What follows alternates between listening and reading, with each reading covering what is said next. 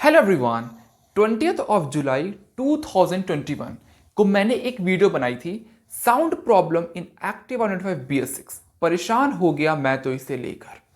इस वीडियो को मैंने पब्लिश किया था 20 जुलाई 2021 और मैंने इसमें आपको अपने साउंड क्लिप्स को दिखाया था कि मेरी गाड़ी से किस प्रकार की साउंड निकल रही है। अब इस वीडियो के रिगार्डिंग मुझे बहुत सी क्वेरीज और बहुत से कमेंट्स आते हैं कि मेरी गाड़ी में भी सेम इश्यूज हैं। कुछ कमेंट्स के बारे में बात कर लेते हैं जो रीसेंट मुझे रिसीव हुए हैं। एक दिन पहले किसी ने मुझे कमेंट किया, करण साइकिया जी ने मुझे कमेंट किया। उन्होंने मुझसे कहा है हाँ इस प्रकार का साउंड आ रही, क्या सॉल्यूशन है सर। 3 दिन पहले मुझे पॉली मेरा वामशी जी ने कमेंट किया है, प्रॉब्लम कैसे फिक्स करना भाई, मेरे एक्टिवा 6G में भी हो रही है। 3 वीक पहले, 1 मंथ पहले 5 मंथ्स पहले, आपके सामने पूरी लिस्ट चल रही होगी। ये बहुत सारे इस टाइप के पूरे मेरे पास आ रहे हैं कमेंट्स, ठीक है ना। और कुछ कमेंट्स के मैं रिप्लाई कर चुका हूं, कुछ कमेंट्स के रिप्लाई मैं नहीं कर रहा हूं, क्योंकि उस वीडियो में आपको बताया था कि किस प्रकार की साउंड प्रॉब्लम आपको देखने के लिए मिलती है, किस प्रकार साउंड प्रॉब्लम आपको सुनने के लिए मिलती है। तो आइए आज इस वीडियो में हम जानें कि उस साउंड प्रॉब्लम को कैसे सॉल्व करना है एंड साउंड प्रॉब्लम की मेन जड़ क्या है, मेन रूट कॉज क्या है जिसकी वजह से आपको ये साउंड सुनने को मिलती है। सो वीडियो पर बने रहिए, वीडियो काफी इंटरेस्टिंग होने वाला है। चलिए इस वीडियो को शुरू करते हैं। तो ये है अपनी एक्टिवा 125 BS6 और ये सेम साउंड प्रॉब्लम आपको एक्टिवा 6G में भी देखने के लिए मिलेगी। तो बिना टाइम वेस्ट किए हुए शुरू करते हैं कि आखिर मेन प्रॉब्लम क्या है। फर्स्ट ऑफ ऑल, साउंड के 2 मेन रीजन हो सकते हैं और वो 2 मेन रीजन कौन कौन से मैं आपको बताता हूं। फर्स्टली आपको साउंड प्रॉब्लम आएगी आपको CVT यानी कि आपके कंटिन्यूअसली वेरिएबल ट्रांसमिशन यानी कि आपके क्लच पैनल से। और सेकंड प्रॉब्लम आपको होती है वो है आपका मेन स्टैंड। तो 90% जो प्रॉब्लम होती है वो मेन स्टैंड से होती है। तो अब इस प्रॉब्लम को सॉल्व कैसे करना है आइए मैं आपको बताता हूं। क्या होता है कि जब हम अपनी गाड़ी को ड्राइव करते हैं तो हमारा जो मेन स्टैंड है वो मेन स्टैंड जो होता है गाड़ी के अंडर बॉडी से टच होता है। लेकिन जब हमारी गाड़ी बंद रहेगी तो हमारी गाड़ी में कोई साउंड एज सच कोई साउंड नहीं आएगी, बिकॉज गाड़ी बंद है, क्या साउंड आएगी।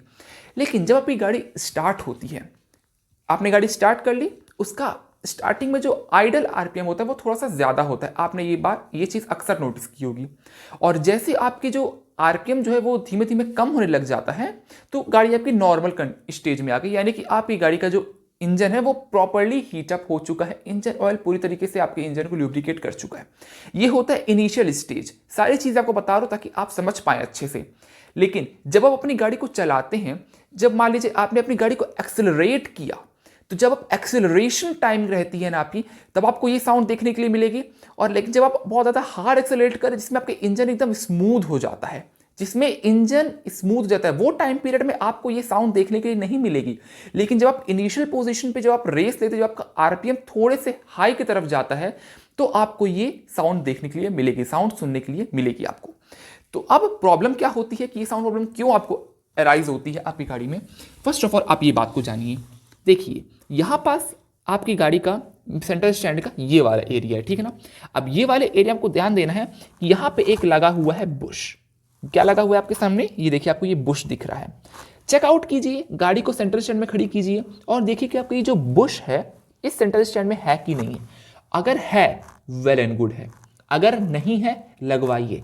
लेकिन होने के बाद भी एक चीज मैटर करती है और वो क्या है कि आपका जो बुश है वो अच्छी क्वालिटी का होना चाहिए, न्यू होना चाहिए, टेम्पर नहीं होना चाहिए यानी खराब नहीं होना चाहिए, दबा हुआ नहीं होना चाहिए, फटा चिथरा नहीं होना चाहिए।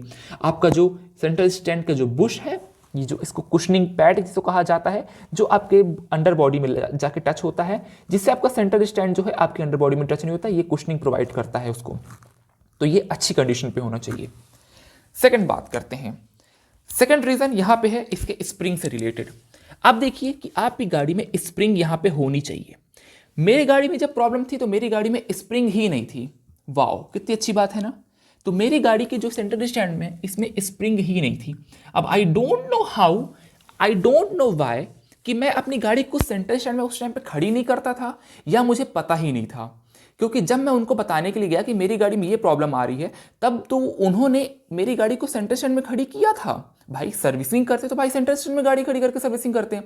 तो पता नहीं गाड़ी कैसे खड़ी, आई डोंट नो। देखिए रीजन क्या होता है कि ये स्प्रिंग नहीं रहती, तो मुझे ये नहीं पता है कि गाड़ी सेंटर स्टैंड में लग जाती है कि नहीं लगती, लेकिन आई होप सो कि गाड़ी सेंटर स्टैंड में लग जाती है। इससे होता ये है कि प्रॉपर खिंचाव बना रहता है गाड़ी के सेंटर स्टैंड में, ठीक है ना।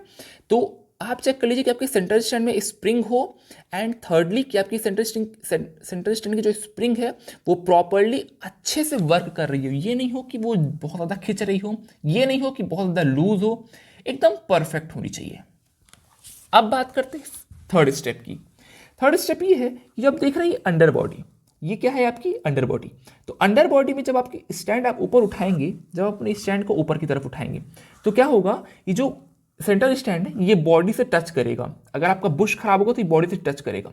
तो जैसे ही आप वाइब्रेशन देंगे, जैसे आप वाइब्रेट करेंगे, जैसे आप अपनी गाड़ी का एक्सेलरेशन हाई करेंगे, तो ये सेंटर स्टैंड जो है इंजन की नीचे की तरफ वाले एरिया से फ्लोर पैनल पे जाके ये टच करेगा, और जब ये टच करेगा तो आपकी सेंटर स्टैंड से साउंड आएगी। तो इस प्रॉब्लम को सॉल्व कैसे करवाना है, क्योंकि 90% जो साउंड है वो सेंटर स्टैंड की वजह से ही आती है। तो फर्स्ट ऑफ ऑल आपको क्या करवाना है, सेंटर स्टैंड को ओपन करवा लीजिए, पूरा खुलवा लीजिए सेंटर स्टैंड को। देखिए, कैलिब्रेट करवाइए कि आपकी गाड़ी की जो अंडर बॉडी है, जो चेसिस है आपकी गाड़ी की, वो कहीं ज़्यादा नीचे की तरफ तो नहीं है।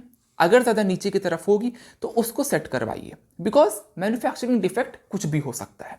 सिर्फ हम सेंटर स्टैंड को पकड़ के नहीं चल सकते हैं कि सेंटर स्टैंड में सिर्फ प्रॉब्लम होगी, अभी तो आपने तुरंत बनवा लिया लेकिन फिर बाद में प्रॉब्लम आएगी तो आपको फुल ऑन एक प्रोसेस के साथ चलना है। सेंटर बॉडी चेकआउट करवा लीजिए कि आपको कहीं सेंटर बॉडी प्रॉब्लम तो नहीं, वो मैकेनिक अच्छे से देख लेंगे, समझ लेंगे, ठीक है ना।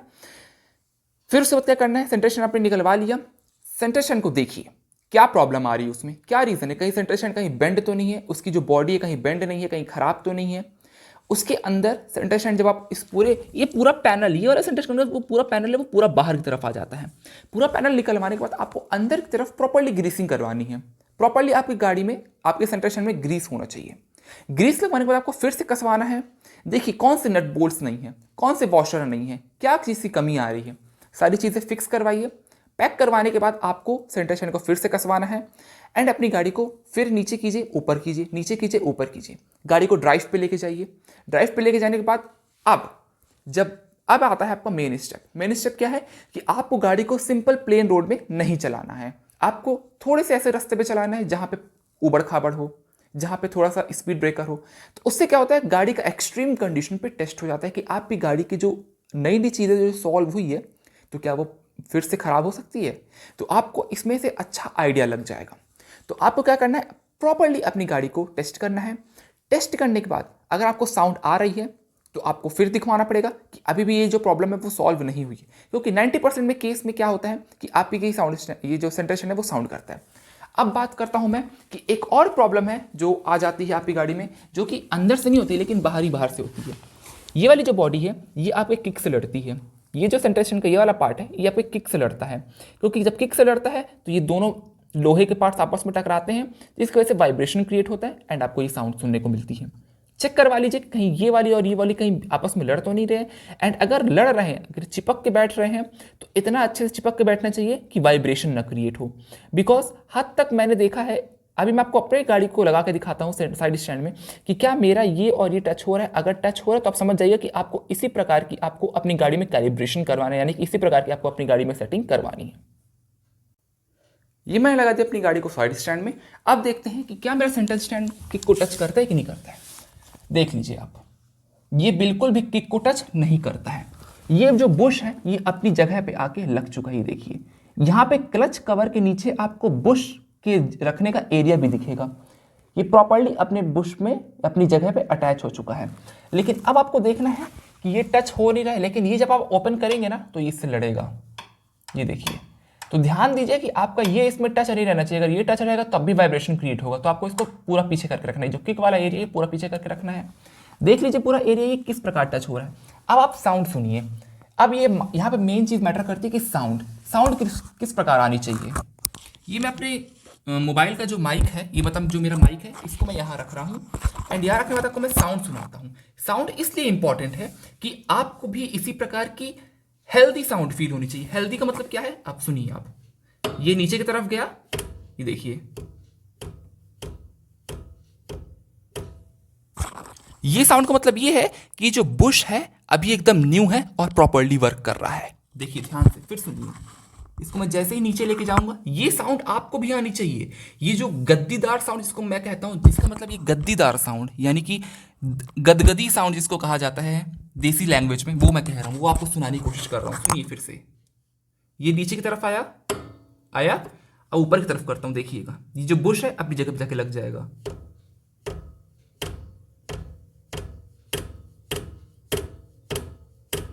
अब एक चीज और नोटिस करिएगा, एक चीज और, जब आप अपनी सेंटर स्टैंड को नीचे की तरफ लेके जाएंगे ना, तो आपको ये चीज ध्यान में रखनी है कि आपका सेंटर स्टैंड किसी भी प्रकार की आवाज ना करता हो, यानी कि चू चा किर पिर ऐसा कुछ भी नहीं होना चाहिए। सिंपली आपका सेंटर स्टैंड नीचे जाना चाहिए एंड सिंपली आपका सेंटर स्टैंड ऊपर आना चाहिए। नीचे की तरफ साउंड इसलिए हो रही है क्योंकि लोहा जो है जमीन को टच कर रहा है, ये जमीन को टच करे इसका लोहा, इस वजह से नीचे साउंड आ रही है, वरना ऐसे ऊपर साइड जाने में, नीचे साइड आने में कोई भी साउंड नहीं आनी चाहिए आपकी गाड़ी में।